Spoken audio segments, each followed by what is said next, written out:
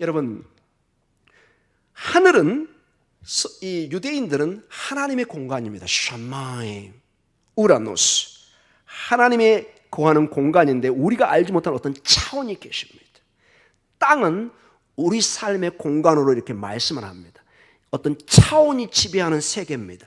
여기에는 시간의 제약이 있고 공간의 제약이 있습니다. 그러나 하나님의 공간은 우리가 알지 못하지만 어떤 또 다른 차원의 세계인 것을 보여주고 있습니다. 유대인들은 하늘, 하나님의 공간으로 생각했습니다. 그러나 우리가 생각하는 식으로 저 어디 달나라에 토끼가 산다든지 화성 너머에 뭐 외계인이 있다든지 이런 식으로는 전혀 생각을 안 했다는 것입니다. 그리고 중요한 것이 성경은 우리가 생각하는 어떤 달나라, 어떤 행성 어디에 하나님의 천국이 있을 것, 그런 존재가 아니라 훨씬 다른 차원으로 우리의 천국과 우리의 소망을 이끌어갑니다. 따라 해보겠습니다. 새하늘과 새 땅. 새하늘과 새 땅이라는 독특한 표현을 통해서 이 하나님의 나라를, 예수님이 올라간 이 천국을 묘사를 하고 있습니다. 계시록 21장 1절과 4절에 이 마지막 장입니다. 창세기가 해서 시작된 성경이 이제 마지막 끝나가는 부분, 모든 결론 부분입니다. 중요하다는 거죠. 완성의 모습입니다. 거기에 정말로 하나님의 그 구속의 드라마의 이제 마지막 편, 드라마가 이제 20편까지 있다면 이제 19편, 20편 마지막 결론 부분입니다. 모두가 기대합니다. 이게 해피엔딩인지 아니면 불행한 건지, 주인공이 죽나? 어떻게 되지? 모두가 이제 관심을 갖는 부분입니다. 이 결론 부분은 하나님의 마지막 계획이 비밀이 보이는 그런 순간입니다. 우리 같이 한번 읽어보도록 하겠습니다. 시작. 또 내가 새하늘과 새 땅을 보니 처음 하늘과 처음 땅이 없어졌고 바다도 다시 있지 않더라. 또 내가 봄에 거룩한 성 새 예루살렘이 하나님께로부터 하늘에서 내려오니 그 준비한 것이 신부가 남편을 위하여 단장한 것 같더라. 내가 들으니 보호자의 큰 음성이 나서 이르되 보라, 하나님의 장막이 사람들과 함께 있음에 하나님이 그들과 함께 계시리니 그들은 하나님의 백성이 되고 하나님은 친히 그들과 함께 계셔서 모든 눈물을 그 눈에서 닦아주시니 다시는 사망이 없고 애통하는 것이나 곡하는 것이나 아픈 것이 다시 있지 아니하리니 처음 것들이 다 지나갔음이로라. 아멘. 자, 이 세계, 뭔가 이해할 듯 하지만 전혀 이해할 수 없는 그런 세계입니다. 천국, 어떤 지역적인 문제 같지만 또 지역이 아닌 것도 같고. 그래서 유대인들은 이 구약과 이 계시록을 통해서 어떻게 하나님의 나라를 이해했냐면은, 유대인들은 하나님 나라 천국이 하늘과 땅이 맞물려 있는 하나님의 어떤 영역을 얘기합니다. 하늘과 땅이 분리됐다고요? 안 돼 있습니다. 여기 뭐라고 그러죠? 21장에 새하늘과 땅이 새 예루살렘이 어디로 와요? 이 땅에 내려옵니다, 여러분. 하늘과 땅이 같이 만납니다. 설명해 주세요. 설명 좀 못합니다. 유대인들이 생각하는 천국, 하나님의 나라의 궁극적인 완성된 천국은 하늘과 땅이 어떻게 된다고요? 맞물려 있습니다. 어떻게 그게 가능합니까? 나는 모릅니다.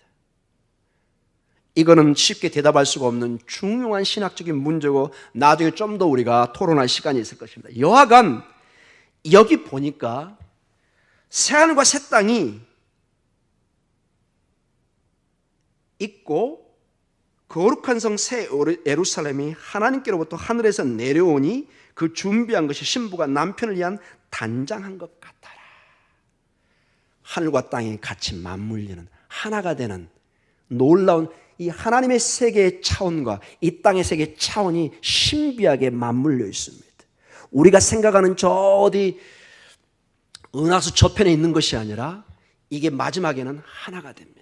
이 본문이 그렇게 얘기하고 있습니다.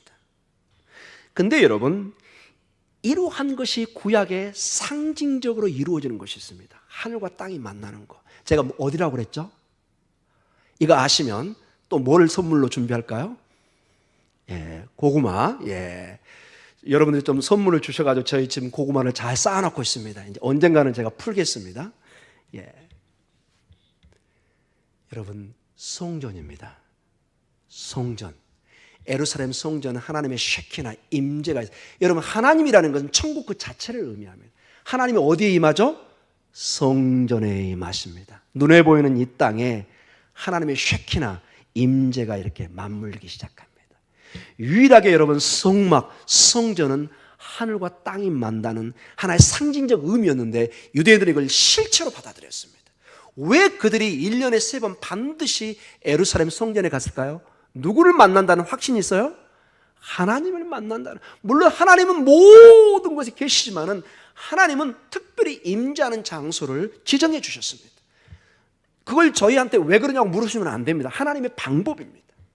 하나님의 방법을 통해서 하늘과 땅이 만나는 하나님의 임재, 즉 천국이 성전에 임해서 거기에 생명이, 거기에 화해와 용서와 모든 축복이 이 예루살렘에서, 이 성전에서 나오기 시작합니다. 근데 놀라운 게 여러분, 놀라운 신비가 펼쳐집니다. 이 성전이 하늘과 땅이 만나는 그러한 이 계시록의 실체를 상징적으로 보여준 것 동시에 새로운 성전의 개념을 말씀해 줍니다. 그 유명한 요한복음 1장 14절입니다. 우리 같이 한번 읽어볼까요? 시작. 말씀이 육신이 되어 우리 가운데 거하심에 우리가 그 영광을 보니 아버지의 독생자의 영광이요 은혜와 진리가 충만하더라. 무엇이 무엇되어 우리 안에 거해요? 말씀이 육신이 되어 우리 가운데 거하심에. 이 본문의 해석으로는 정확한 뜻을 알기가 어렵습니다. 신약 성경에서 가장 중요한 본문 중에 하나가 요한복음 1장 14절입니다. 이 본문의 원뜻은 말씀이 우리 안에 육신으로 되어서 어떻게 하냐, 성전이 되어서 우리 안에 텐트를 친다는 얘기입니다. 스케노란 말입니다. 원어는 스케노. 이 스케노가 어디서 왔느냐? 미시칸, 구약 성경의 성막을 얘기합니다. 구약 성경의 광야의 성막은 어떤 곳이었죠? 하나님의 임재가 있는 곳입니다. 성막이 움직이면 이스라엘 진영이 움직이고 멈추면 멈췄던 하나님의 임재의 상징이었습니다. 구름 기둥과 불 기둥과 함께 움직였던 중요한 하나님의 임재의 상징이었습니다. 근데 오늘 여기 보니까 요한복음 1장 14절에 말씀이 육신이 되어 우리 가운데 거하심에, 이 거한다는 말이 에스케노사라는 단어를 썼습니다. 좀 어려운 얘기지만 스케노란 말입니다. 성전이, 성막이 되어서 우리 안에 성전이 되어서 임하고 계시다는 것입니다. 우리 안에 텐트를 친다는 얘기입니다. 구약에서 텐트를 치다 뭘 말한다고요? 성막을 얘기해요. 회막, 광야의 그 회막. 이제는 주님이 우리 안에 성전으로 임한다는 것입니다. 주님을 모시면 하늘과 땅이 만나는 것입니다. 왜? 성전이기 때문에. 그런데 나중에 보니까 주님이 우리 안에 임하셔서 우리가 뭐가 되죠? 하나님의 성전이 됩니다. 놀라운 역사가 펼쳐지고 있습니다. 이 신비를 성령이 아니고서는, 믿음의 눈이 아니고서는 도저히 이해할 수가 없는 것입니다. 즉 우리 주님께서 나중에 부활의 몸을 보이십니다. 이것은 이 지구상에서 딱 한 사람, 예수 그리스도의 부활을 통해서 첫 하늘과 땅이 함께 공존하는 그 열매를 우리에게 보여주셨습니다. 여러분, 우리는 죽음 이후에 우리가 어떻게 될까 많이 의문이 있고 많은 관심이 있습니다. 여러분, 복잡하게 그 생각할 필요가 없습니다. 누굴 보면 알죠? 부활하신 주님을 보면 내가 나중에 어떻게 된가를 금방 알 수 있습니다. 부활의 주님이 죽음 후의 첫 열매입니다, 여러분. 주님은 만질 수도 있고 뭐하죠? 식사도 하십니다. 여러분. 죽음 후에 여러분 이상한 어떤 이 사람 어떤 꿈에 보고 뭐 환상을 보고 그런 식으로 가면 위험해집니다, 여러분. 우리 주님은 지극히 우리 인간적이지만 그러나 전혀 다른 공간과 시간을 초월해가는 어떤 신비의 그런 세계의 몸을 가지고 있지만 동시에 우리가 만질 수도 있고 함께 식사도 나누는 부활의 실체를 보여주고 있습니다. 그리고 우리 주님이 말씀하십니다. 사랑하는 아들, 딸들아, 이 모든 것이 하늘과 땅이 온전히 만나서 온전한 하나님의 나라가 내가 다시 올 때, 재림 때 이게 완성될 것이다. 이렇게 말씀하십니다. 여러분, 이 소망이 있으십니까? 좀 약합니다, 여러분. 사랑하는 성도 여러분, 오늘 사도행전 1장 10절에 11절을 계속해서 보도록 하겠습니다. 같이 읽겠습니다. 올라가실 때 제자들이 자세히 하늘을 쳐다보고 있는데 흰옷 입은 두 사람이 그들 곁에 서서 이르되 갈릴리 사람들아 어찌하여 서서 하늘을 쳐다보느냐 너희 가운데로 하늘로 올라지신 이 예수는 하늘로 가심을 본 그대로 오시리라 하였느니라. 아멘. 자, 주님께서 11절에 하늘로 올려가셨습니다. 거듭 강조합니다. 절대로 어떤 장소적인 의미로 여러분 생각하면 안 됩니다. 장소가 있으면 어디에 거하세요? 이게 영적인 세계라는 것이 차원이 다른 세계입니다. 인간들이 가끔 이 차원이 다른 것을 꿈꾸는 것을 인터스텔라라는 유명한 그 영화를 통해서 인간의 차원이 다른 세계를 꿈꾸는 걸 여러분 영화로 한번 보셨을 것입니다.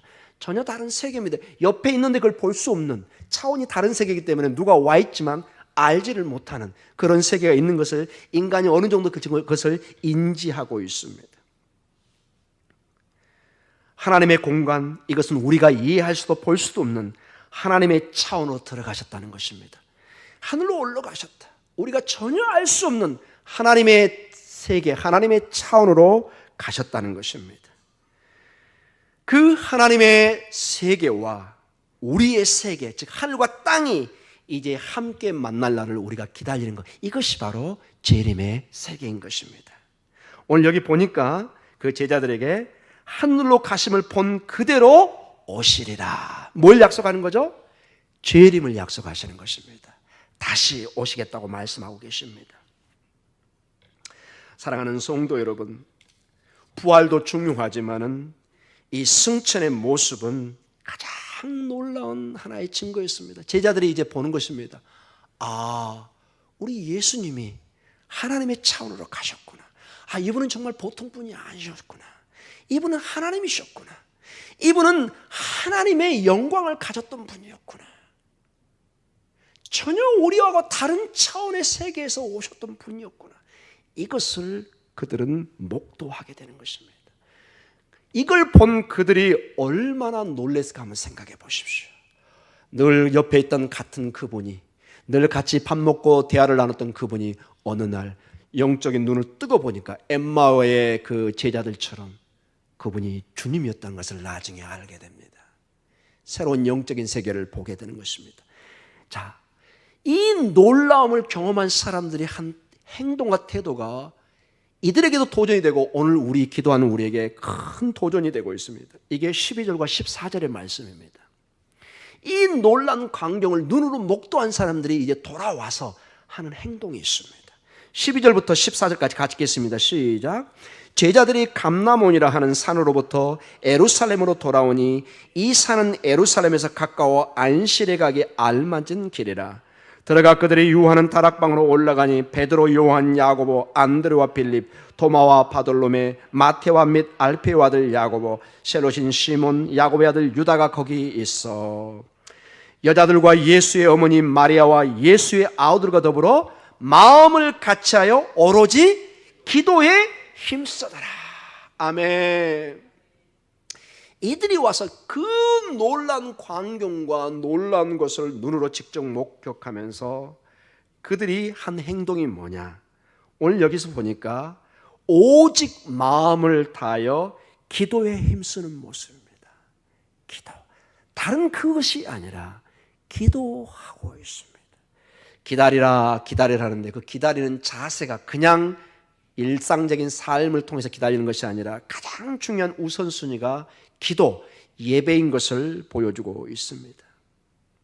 오직 마음을 다해, 이 헬라 원어에 보면은 모든 걸 모아서 집중해서 거기에 온 신경을 쓰고 있다는 것입니다.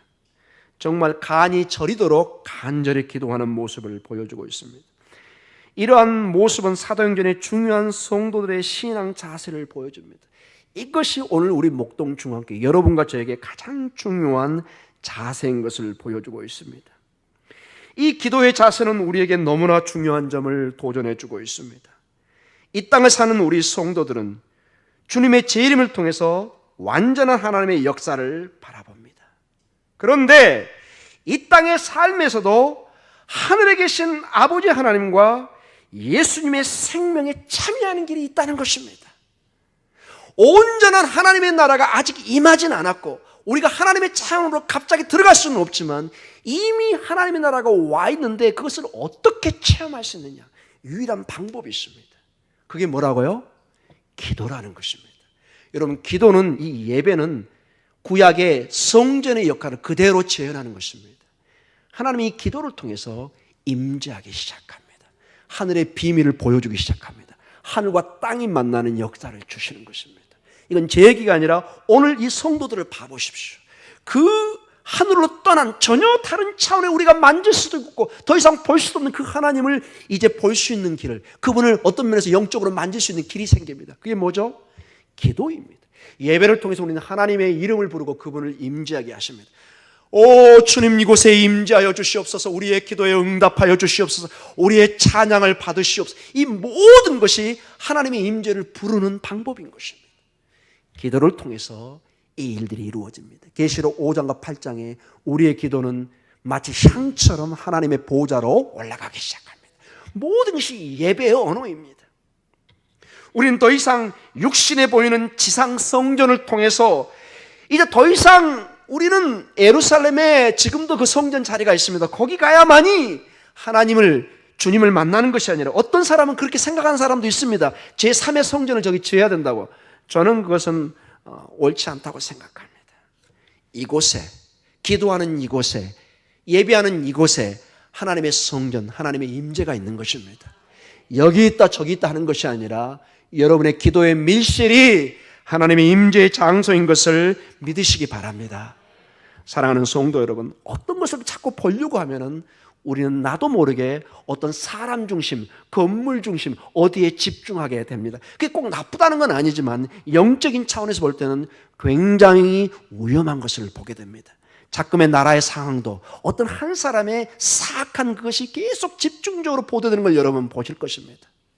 그 누구도, 지도자도, 여러분도 저도 이해가 아닙니다. 이 영적인 세계는 우리가 모르는 사이에 마치 갑작스럽게 물속으로 빠져들듯이 빠져드는 것을 봅니다. 나중에 보면 하는데 벌써 저는 헤어날 수 없는 상황까지 빠져들어가 버리는, 오직 진리만이, 하나님의 성령만이, 하나님만이 우리를 자유케 할 줄 믿습니다. 세상의 영들은, 세상의 사람들은 그 결론이 우리에게 부패와 타락과 오욕과 치욕을 안겨주는 것을 보게 됩니다. 오직 초대교회가 온전히 기도하고 예배할 때 성령이 임하며 하나님의 놀라운 생명의 역사가 시작되기 시작합니다. 사랑하는 성도 여러분, 우리는 예배와 기도를 통해서 주님의 생명에 동참할 수 있습니다. 교회의 생명과 능력, 교회의 영광은 기도에 있습니다. 기도하지 않는 교회는 일단 불이 꺼진 교회입니다. 희망이 없습니다. 여러분 삶의 신앙을 한번 척도를 탁 한번 아주 객관적으로 한번 봐보십시오. 하나님과 멀어질 때 첫 증거가 뭐죠? 뭐가 약해지죠? 대답하기가 조금 민망스럽죠. 제가 저를 내놓고 얘기하겠습니다. 제가 목사지만 기도가 약해지면 일단 설교가 약해집니다. 그리고 설교를 전하는데 확신이 없어집니다. 자기도 확신하지 못하는 말을 전하고 있습니다. 그리고 막 성도들을 막 우격다짐으로 막 이렇게 막 누릅니다. 왜? 성령의 역사가 아니까 인간적으로도 어떻게 막 쥐어짜려고 합니다. 거기에는 큰 부작용이 생깁니다. 그러나 기도로 엎드리고 하나님의 역사하면 하지 말라 해도 성도들이 하게 되어 있습니다. 성도들이 은혜가 생깁니다. 웃음이 생깁니다. 감사가 넘칩니다. 모든 것이 가벼워집니다. 얼굴에 기쁨이 있습니다. 콧노래가 나옵니다. 노래가 있기 시작합니다. 찬송이 일어나기 시작합니다. 여러분, 그래서 교회에 너무 심각하게 나오지 마십시오. 여러분, 늘 하나님 앞에 기도하고 감사하시고 여러분의 삶 속에 이 생명이 넘치는, 교회의 생명은 기도에 달려 있습니다. 이거는 만고불변의 진리입니다. 하나님의 임재는 기도에 의해서 지켜지며 유지됩니다. 그건 너무 인본적이잖아요. 그건 저한테 물으시면 안 돼요. 하나님이 그렇게 말씀하십니다. 우리가 기도할 때 이 하나님의 임재와 영광이 지켜진다니까요. 여러분. 이것은 성경의 진리입니다. 기도 없이는 교회는 생명이 없고 능력이 없어지기 시작합니다. 인간의 말만 많아지고 영적인 대화와 하나님의 능력의 대화는 점점 사라지기 시작합니다. 자, 이 시간에 우리 기도하는 시간을 갖도록 하겠습니다. 기도만